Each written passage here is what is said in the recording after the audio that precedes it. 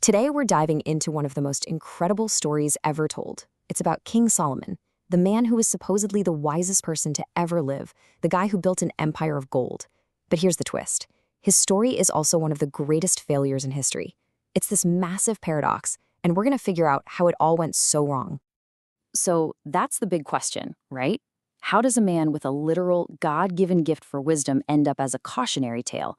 I mean, this guy made choices that didn't just affect him.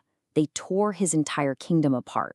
It's a mystery that people have been wrestling with for thousands of years. Okay, so before we go any further, you have to understand how we know this story.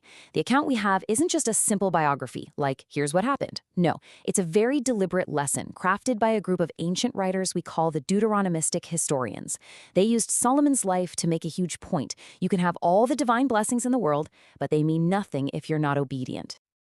So let's rewind and go back to the very beginning, because the storytellers go out of their way to show us just how perfect Solomon's start really was.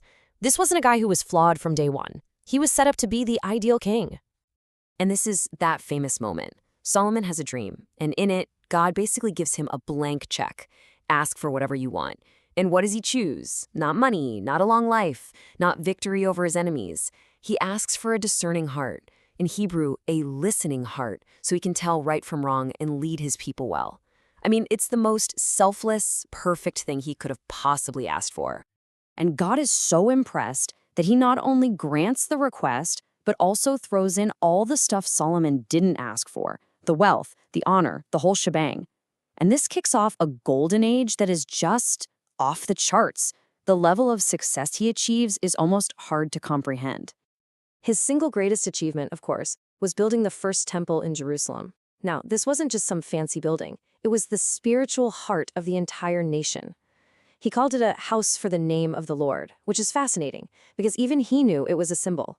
He basically said in his own dedication prayer that not even the highest heavens can contain God, let alone this house I've built. And his power? It was staggering. Just to put a number on it, he had 1,400 chariots and 12,000 horsemen. This wasn't just a little kingdom anymore. It was a full-blown regional superpower, flexing some serious military and economic muscle. His fame just exploded.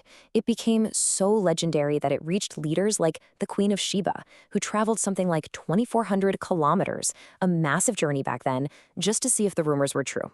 And when she got there, she was so completely blown away by his wisdom and wealth that she uttered those famous words, "The half was not told me." He was a global phenomenon. But here's the thing. What the Queen of Sheba saw was the shiny, polished surface. Underneath all that gold, something was starting to rot. All these incredible building projects, the temple, his palace, all the fortresses, they were built on the backs of his own people through a system of forced labor. It was brutal, and it hit the northern tribes the hardest. Right there, in the middle of all that glory, the seeds of civil war were being planted. And this brings us to the absolute core of his downfall. You see, it wasn't just one bad decision. It was a slow, systematic, almost calculated takedown of the very rules that were designed to keep a king like him from getting corrupted. See, there was already a rule book for Israelite kings, laid out centuries earlier in the book of Deuteronomy. And it was super clear, with 3 big don'ts meant to keep the king humble and dependent on God, not on worldly power. Rule 1, don't collect a ton of horses. Rule 2, don't collect a ton of wives. And Rule 3, don't collect a ton of gold and silver. Solomon is about to break every single one. And what's so wild is how these 3 failures all connect like a domino effect. First, the horses. He builds this giant army, trusting his own military might instead of God's protection. Then, the wives. He marries 1,000 women, 700 wives and 300 concubines, mostly for political alliances, and in doing so, he imports all their foreign gods. And finally, the gold.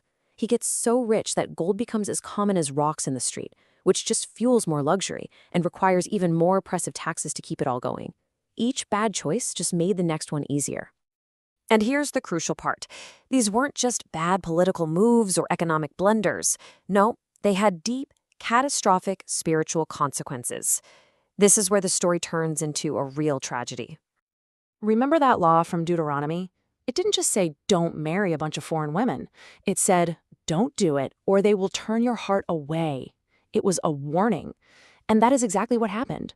The story is just blunt about it. His foreign wives turned his heart away from the very God who had given him everything. And listen, he didn't just kind of look the other way while they worshiped their gods. He sponsored it. He used state funds to build official shrines to their deities. And we're talking about gods the text calls abominations, like Chemosh and Moloch. The worship of Moloch, by the way, was particularly horrifying. It was associated with child sacrifice.